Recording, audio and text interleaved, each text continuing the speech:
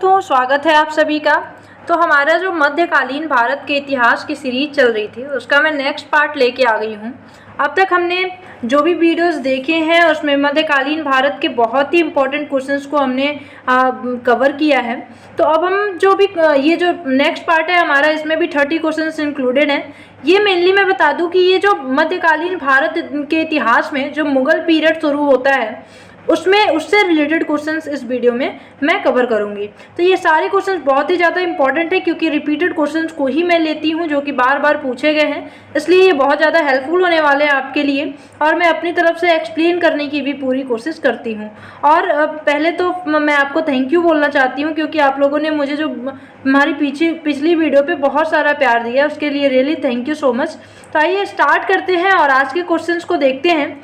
इससे पहले अगर हम बात करें तो मुगल पीरियड जो था वो जो लोधी वंश थे, लोधी वंश कौन थे? दिल्ली सल्तनत का अंतिम वंश लोधी वंश था। इसके अंतिम शासक इब्राहिम लोधी थे और इब्राहिम लोधी का जो युद्ध हुआ वो बाबर के साथ 1526 ईस्वी में हुआ, जिसे पानीपत का प्रथम युद्ध कहा जाता है। आपको याद होगा कि मैंने पिछले वीडियो में बताया था कि जब इब्राहिम लोधी हार गए तो बाबर ने भारत पर अपना शासन स्थापित किया और उस वंश को मुगल वंश के नाम से जाना जाता है। तो आइए इसी पे बेस्ड सारे क्वेश्चन हैं। अगर मुगल वंश की हम बात करें तो इसमें जो शासक रहे, सबसे पहले शासक बाबर रहे, उसके बाद हुमायूं आए, उनके बेटे थे हुमायूं, हुमायूं के बाद हुमायूं के बेटे अकबर, अकबर के बाद जहांगीर का शासन हुआ, जहांगीर के बाद शाहजहां और शाहजहां के बाद औरंगजेब, औरंगजेब के बाद जो 7वें शासक थे वो कौन थे? बहादुर शाह जफर प्रथम। और अंतिम शासक की, अगर मुगल वंश के अंतिम शासक की बात करें तो अंतिम शासक कौन थे? हमारे बहादुर शाह जफर द्वितीय रहे, जो कि 1857 की क्रांति के बाद मुगल वंश का अंत कर दिया गया। तो इसी पे बेस्ड सारे क्वेश्चन हैं। आइए स्टार्ट करते हैं और अपने पहले क्वेश्चन को देखते हैं। तो हमारा जो पहला क्वेश्चन है वो है कि निम्नलिखित में से किस शासक ने जजिया कर समाप्त कर दिया? तो इसका सही आंसर क्या हो जाएगा? इसका सही आंसर हो जाएगा अकबर। अकबर जो थे, अकबर ने जजिया कर समाप्त कर दिया था। अगर हम बात करें जजिया कर के बारे में कब समाप्त किया गया था तो 1564 ईस्वी में अकबर द्वारा जजिया कर को समाप्त कर दिया गया। अगर हम जजिया कर की बात करें तो ये गैर मुस्लिम पे लगाया जाने, गैर जो मुस्लिम होते थे उनके ऊपर लगाया जाने वाला कर था। इस कर से जो गरीब हिंदू थे उनको इस्लाम में परिवर्तित होने के लिए बढ़ावा दिया जाता था और अगर वो इस्लाम में परिवर्तित नहीं होते थे तो उन्हें ये कर चुकाना पड़ता था। इस कर को 1564 ईस्वी में अकबर द्वारा समाप्त कर दिया गया। आइए अगले क्वेश्चन को देखते हैं। अगला क्वेश्चन है हमारा, मेधावी राजस्व अधिकारी टोडरमल ने किसके अधीन सेवा की? अगर हम इस क्वेश्चन की बात करें तो इसका सही आंसर हो जाएगा शेरशाह सूरी। शेरशाह सूरी के बारे में अगर हम बात करें तो ये किसके संस्थापक थे? सूरवंश के संस्थापक के इनको कहा जाता है। प्रारंभ में अगर हम टोडरमल की बात करें तो इन्होंने शेरशाह के इन्होंने राज दरबार में क्या किया था? अपनी सेवा दी थी और ये एक बहुत ही अच्छे टोडरमल वित्त अधिकारी भी रहे हैं शेरशाह सूरी के दरबार में। आइए अगले क्वेश्चन को देखते हैं। अगला क्वेश्चन है हमारा, पुराना किला किसने बनवाया? तो इसका सही आंसर क्या हो जाएगा? पुराना किला शेरशाह सूरी द्वारा बनवाया गया। अगर हम पुराने किले की बात करें तो इसका प्रारंभ तो शेरशाह सूरी द्वारा करवाया गया, लेकिन इसका निर्माण कार्य जो पूरा कराया गया शेरशाह सूरी के पुत्र कौन थे? इस्लाम शाह द्वारा इसे पूरा करवाया गया। तो प्रारंभ कराया गया था शेरशाह सूरी द्वारा, परंतु इसका जो निर्माण कार्य पूरा कराया गया वो इस्लाम शाह के द्वारा करवाया गया था। आइए अगले क्वेश्चन को देखते हैं। निम्नलिखित में से कौन पेशावर सदन का संस्थापक था?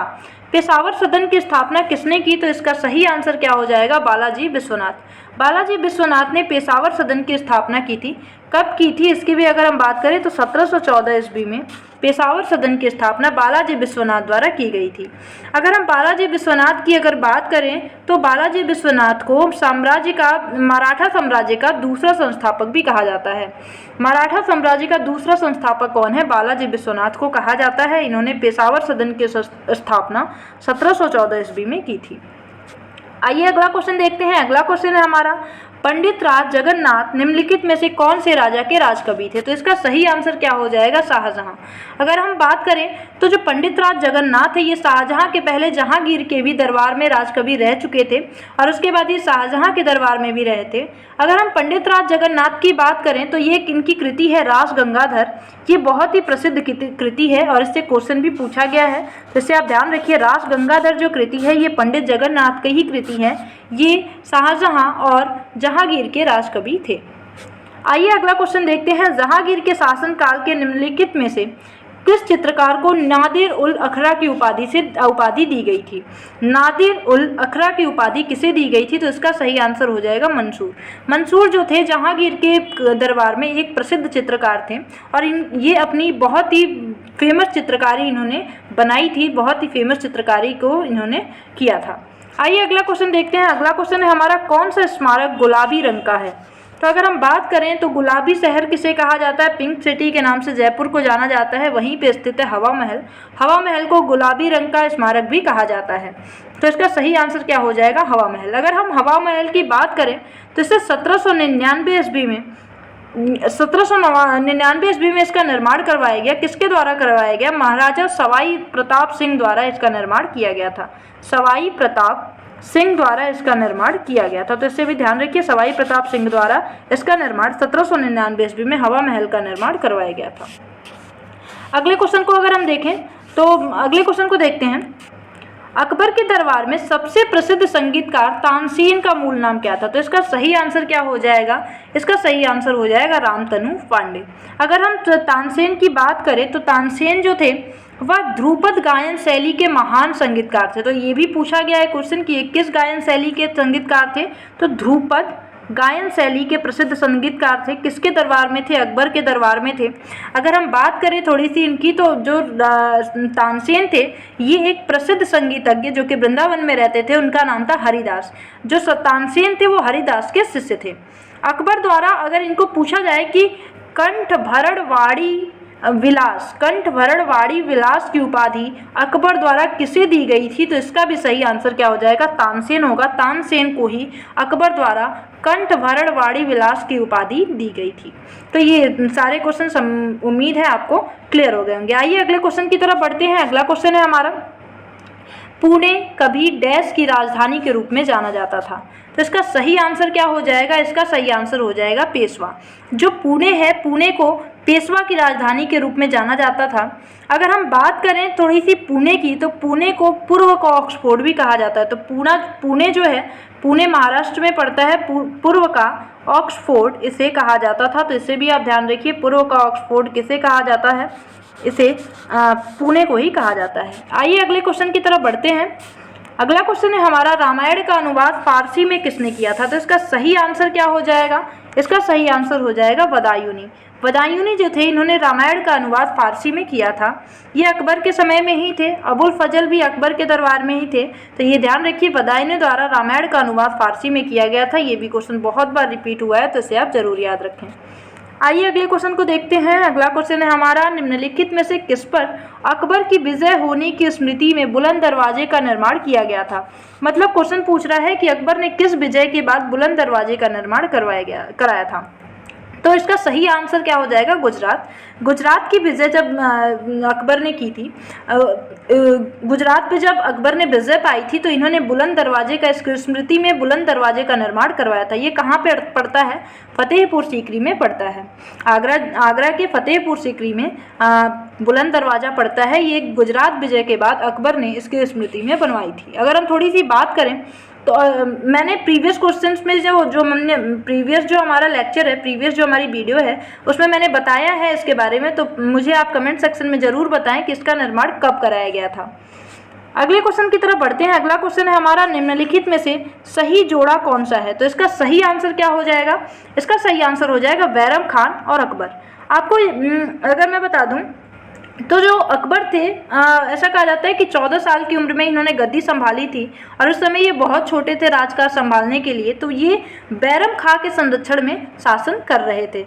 तो बैरम खान के संरक्षण में इन्होंने शासन किया। तो इसका सही आंसर क्या हो जाएगा? बैरम खान और अकबर ये दोनों एक दूसरे से संबंधित हैं। और कब से कब तक अगर हम बात करें तो 1556 में जब अकबर गद्दी पे बैठे, उस समय से लेकर 1560 तक बैरम खान के संरक्षण में ही अकबर ने शासन किया था।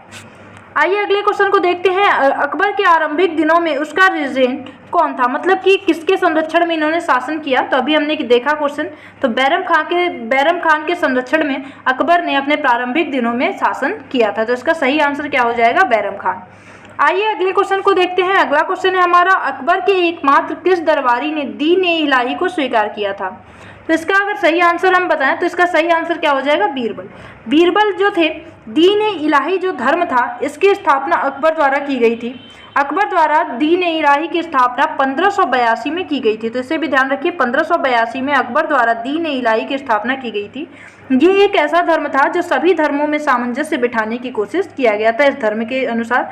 और अगर हम बात करें तो पहले हिंदू जो दरबारी थे अकबर के, बीरबल, उन्होंने ही इस धर्म को अपनाया था।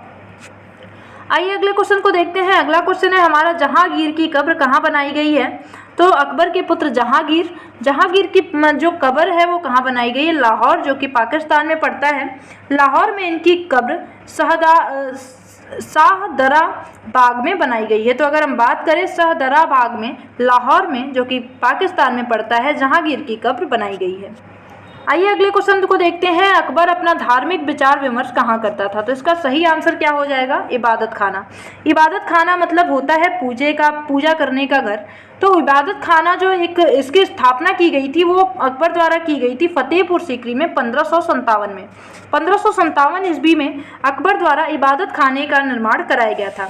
इसका मुख्य उद्देश्य क्या था? यहाँ पे जो धार्मिक विचार विमर्श होते थे वो अकबर द्वारा किए जाते थे। अगर हम बात करें थोड़ी सी इबादत खाने की, तो प्रारंभ में सिर्फ मुस्लिम विद्वानों को ही इसमें आने की अनुमति थी, परंतु लगभग 1558 के बाद 1578 के बाद अकबर ने इसमें सभी विद्वानों को आमंत्रित करना स्टार्ट कर दिया। तो सभी विद्वान, सभी धर्मों के जो विद्वान होते थे उनको इसमें आमंत्रित 1578 के बाद किया जाने लगा था। आइए अगले क्वेश्चन को देखते हैं। निम्नलिखित में से क्या सद्र उस सद्र से संबंध है? तो इसका सही आंसर क्या हो जाएगा? गिरजे संबंधी जो मामले होते हैं इनको ये सद्र उस सद्र से संबंधित हैं। आइए अगले क्वेश्चन को देखते हैं।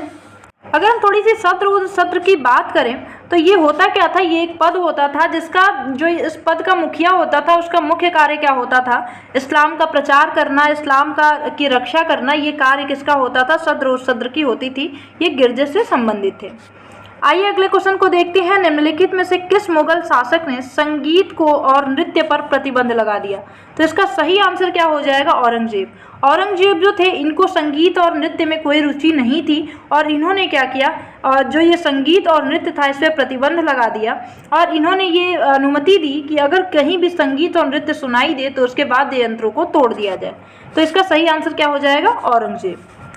तो औरंगजेब की अगर हम थोड़ी सी बात करें तो औरंगजेब की अगर हम बात करें तो छठवें शासक थे। ये किसके पुत्र थे? शाहजहां के पुत्र थे और ये एक कट्टर मुस्लिम थे। इनकी अगर बात करें तो इस क्वेश्चन में तो जो औरंगजेब थे उन्होंने संगीत और नृत्य पर 1668 में प्रतिबंध लगा दिया था। तो इसका सही आंसर क्या हो जाएगा? औरंगजेब।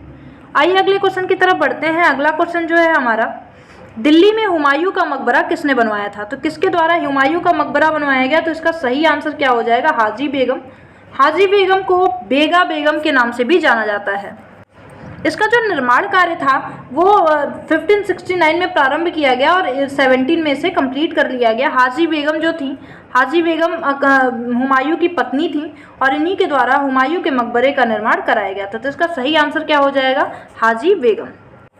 तो अब अगले क्वेश्चन को देखते हैं। अगला क्वेश्चन है हमारा कि शिवाजी ने कितनी बार सूरत को लूटा, मतलब सूरत पे कितनी बार इन्होंने आक्रमण किया? अगर हम बात करें तो इसका सही आंसर हो जाएगा 2 बार। 2 बार इन्होंने, पहली बार इन्होंने जनवरी 1664 में इन्होंने पहला आक्रमण किया सूरत पे और दूसरा आक्रमण इन्होंने अक्टूबर 1670 में किया था। तो इसका सही आंसर 2 बार हो जाएगा। 2 बार इन्होंने आक्रमण किया, जनवरी 1664 और अक्टूबर 1670 में। अगला क्वेश्चन देखते हैं। अगला क्वेश्चन है हमारा, शेर शाह की महानता किसमें निहित है? अगर हम आंसर, इसका सही आंसर क्या हो जाएगा? इसका सही आंसर हो जाएगा प्रशासनिक सुधार। शेर शाह जो था इसने बहुत ही प्रशासनिक सुधार में बहुत उन्नत कार्य किया। ये सूर्यवंश का संस्थापक थे। अगर इनकी हम बात करें तो उन्होंने संपूर्ण साम्राज्य को 42 सरकारों में बांट दिया और मजबूत प्रशासन व्यवस्था की स्थापना इन्होंने की। तो इसका सही आंसर क्या हो जाएगा? प्रशासनिक सुधार के लिए शेर शाह बहुत ही प्रसिद्ध है। अगला क्वेश्चन है हमारा, अकबर का प्रसिद्ध राजस्व मंत्री कौन था? तो इसका सही आंसर क्या हो जाएगा? टोडरमल। टोडरमल जो थे एक प्रसिद्ध राजस्व मंत्री थे अकबर के।